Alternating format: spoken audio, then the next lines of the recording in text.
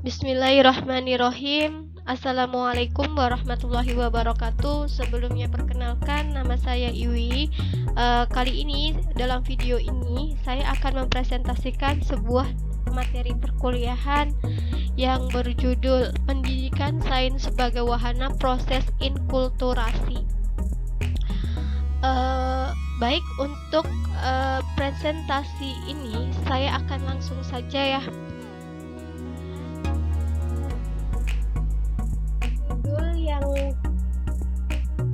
Tadi ada kata-kata sains atau yang lebih dikenal oleh kita itu adalah IPA. IPA itu apa sih? IPA itu adalah sebuah bidang ilmu yang mengkaji alam secara sistematis melalui metode-metode ilmiah yang bertujuan memberikan pemahaman kepada manusia mengenai bagaimana alam itu eksis dan bekerja. Melalui pemahaman tersebut, manusia juga dapat melakukan prediksi dan manipulasi sehingga bermanfaat bagi kehidupan mereka. Mengajarkan IPA atau sains di sekolah ini berkaitan erat dengan bagaimana cara kerja dan cara berpikir para saintis. Tanpa hal tersebut, maka yang didapatkan siswa bukan IPA atau sains secara utuh sebagai ilmu, melainkan hanya pengetahuan saja. Jadi di sini itu sains itu adalah sebuah produk kultur atau budaya masyarakatnya sehingga memiliki karakter atau nilai-nilai budaya tersebut. Dengan demikian, jika diajarkan secara langsung tanpa proses penyesuaian, maka akan muncul dampak-dampak negatif. Jadi pembelajaran sains atau IPA itu adalah kita harus mempelajari sains atau IPA itu sesuai dengan kultur atau asal kita atau suatu negara kita. Oke, di sini kita ada 3 objek pembahasan yang akan kita bahas. Yang pertama, di sini kita akan membahas dari permasalahan pendidikan sains itu sendiri. Lalu yang kedua, di sini kita akan mempelajari aspek budaya pada pembelajaran sains. Dan yang ketiga, di sini ada sains berdasarkan perspektif multikultural. Lalu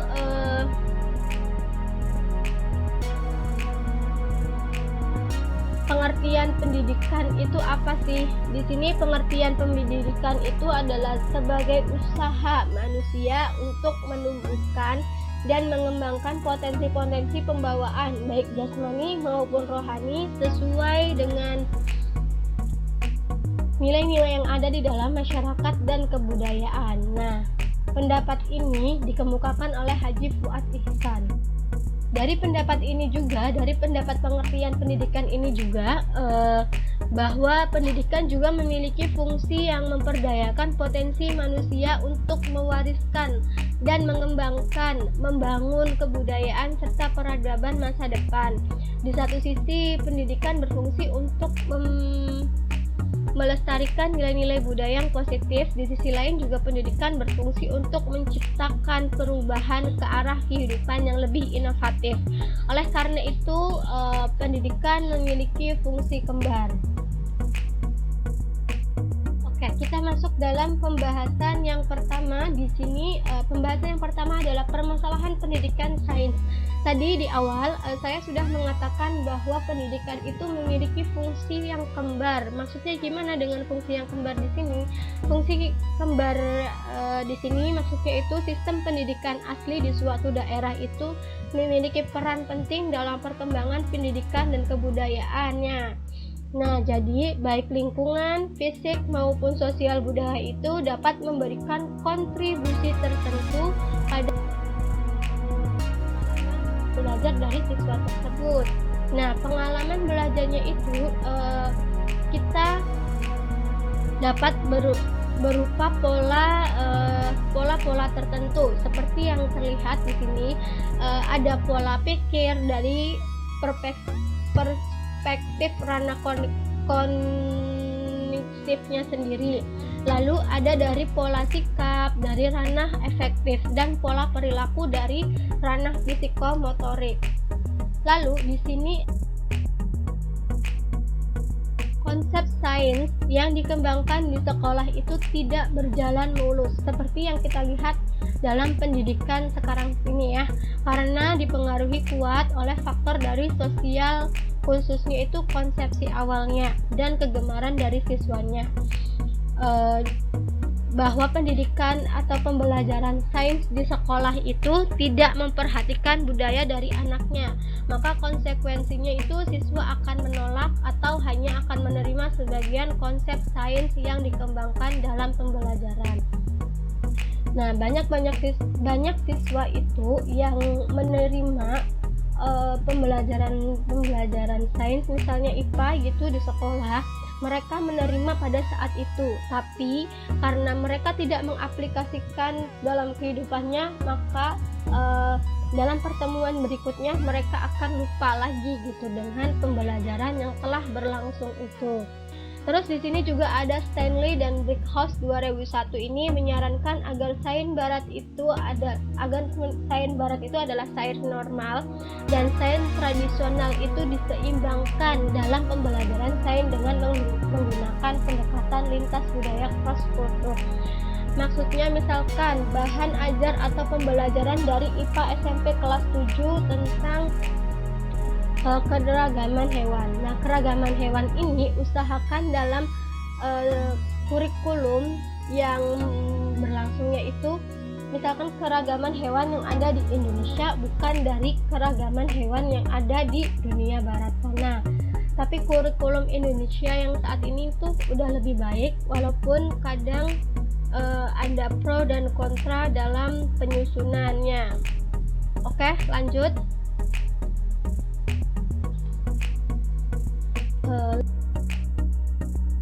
Bagaimana sih kebijakan dari politik pendidikan di Indonesia, pendidikan di tanah air ini? Nah, kebijakan politik pendidikan di tanah air khususnya Indonesia ini mengalami pergeseran pola pikir, yaitu dari pemerintahan terpusat dari sentralisasi bergeser pada otonomi daerah, di mana daerah memiliki kekuatan lebih gitu untuk mengatur pendidikan. Perubahan politik ini juga menyebabkan perubahan kebijakan dalam pendidikan juga, sehingga daerah memiliki porsi yang lebih besar dalam menentukan kebijakan dalam pendidikan. Pola pikir otonomi daerah ini, daerah dan sekolah itu diberi kewenangan untuk menentukan sistem yang akan digunakan dalam proses pembelajarannya. Jadi menyangkut kurikulum, silabus, pendekatan, metode pembelajaran, dan strategi pembelajaran, kebijakan dalam bidang pendidikan ini merupakan peluang bagi daerah ini untuk mengembangkan potensinya, termasuk potensi kebudayaan yang berkaitan dengan pembelajaran sains tersebut. Hal ini juga sejalan dengan konteks kurikulum 2013 ya, untuk sekolah dasar dan menengah juga.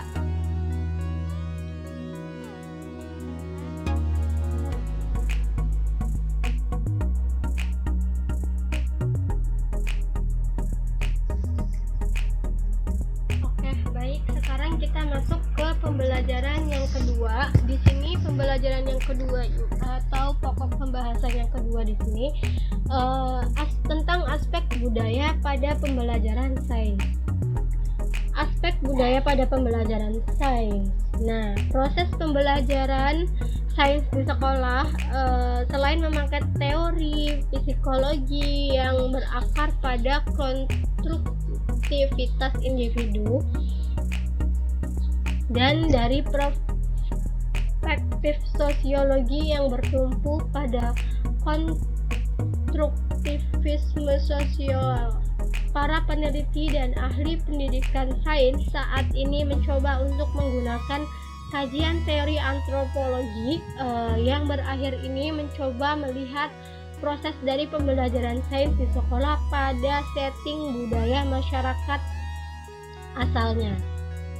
Menurut perspektif antropologi ini, pengajaran sains dianggap sebagai transmisi budaya, dan pembelajaran sains juga sebagai penguasaan budaya. Dengan demikian juga, proses pembelajaran mengajar sains di kelas juga dapat diibaratkan sebagai proses pemindahan dan perolehan budaya dari guru oleh murid. Kata budaya yang dimaksud di sini itu adalah suatu sistem atau tatanan dengan simbol dan arti yang berlaku pada interaksi sosial suatu dari masyarakat tersebut. Lalu di pembahasan yang ketiga ini adalah sains berdasarkan perspektif dari multikulturalnya. Pertanyaan apakah sains itu perlu dikemukakan kepada para pendidik? Sains di Indonesia itu untuk mengetahui pandangan mereka tentang sains dalam perspektif baru pendidikan sains itu, bagai kebanyakan para pendidik sains konvensional itu sains adalah science is science. Oke, maksudnya di sini science is science itu adalah kumpulan pengetahuan tentang fenomena alam yang diperoleh melalui metode ilmiah ketika kita kembali memikirkan isu sains dalam konteks pendidikan sains. Di Indonesia, sains itu adalah budaya asing bagi orang Indonesia karena di Indonesia itu sains itu adalah bukan budaya asli mereka. Sains itu adalah dibawa oleh orang barat lalu di Indonesia.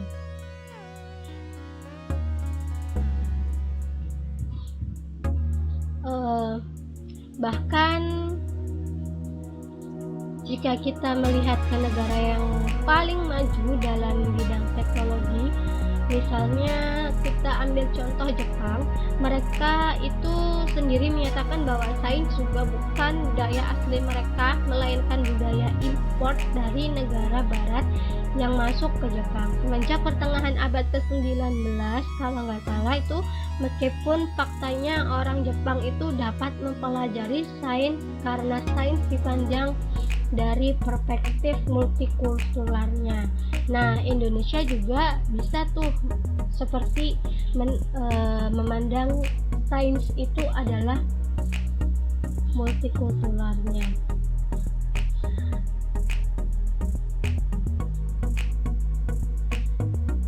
Pertama, di sini sains pribadi. Ini ada menurut Ogawa membedakan sains itu menjadi personal science atau sains pribadi. Di sini itu sains dalam tingkat perorangan dan didefinisikan sebagai tanggapan seseorang yang unik terhadap realitas. Setiap orang membangun tafsiran tertentu terhadap suatu data sensori yang diterimanya, baik yang merupakan benda-benda maupun peristiwa-peristiwa. Tafsiran yang dibangun oleh masing-masing orang itu berbeda antara individu dan satu individu lainnya, dan tergantung pada pengalaman dan pengetahuan yang mereka telah miliki sebelumnya. Jadi tafsiran yang terhadap suatu realita bersifat pribadi. Oke, langsung lanjut yang kedua. Di sini ada indigenous science atau sains asli, didefinisikan sebagai tanggapan rasional secara kolektif tentang realitas yang tergantung pada budaya. Nah, tanggapan ini juga dapat berupa tindakan mengkonstruksi realitas dan bangun realitas itu sendiri. Kolektif di sini berarti diyakini dan digunakan oleh banyak orang, tidak tergantung dari pikiran pribadi atau kelompok kecil dari pikirannya. Lalu di sini yang ketiga itu ada sains modern barat. Nah, ini tuh sebagai tanggapan realitas kolektif terhadap realitas yang dikemukakan dan diakui oleh komunitas ilmiah yang maupun aktivitas dan produk sains yang berupa pengetahuan ilmiah. Oke. Sekian dari saya. Jika ada pertanyaan yang lebih lanjut atau misalkan ingin diskusi lebih lanjut, silakan hubungi email yang tertera di layar. Sebelumnya saya mohon maaf jika ada salah-salah kata. Saya akhiri. Wassalamualaikum warahmatullahi wabarakatuh.